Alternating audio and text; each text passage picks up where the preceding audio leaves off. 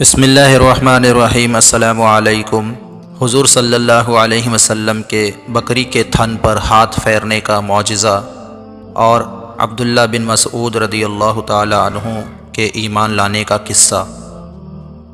حضرت عبداللہ ابن مسعود رضی اللہ تعالی عنہ فرماتے ہیں کہ میں اپنی جوانی میں عقبہ بن ابی معیط کے بکریاں چرایا کرتا تھا۔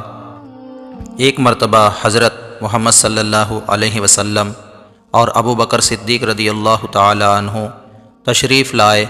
حضور اقدس صلی اللہ علیہ وسلم نے فرمایا، تیرے پاس کوئی ایسی بکری ہے جس کا ابھی تک نر سے میل نہ ہوا ہو؟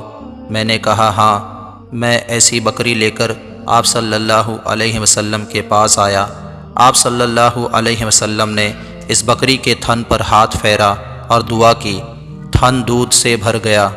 آپ صلی اللہ علیہ وسلم نے دودھ نکالا، خود نوش فرمایا، ابو بکر صدیق رضی اللہ تعالیٰ عنہ کو پلایا، پھر میں نے پیا۔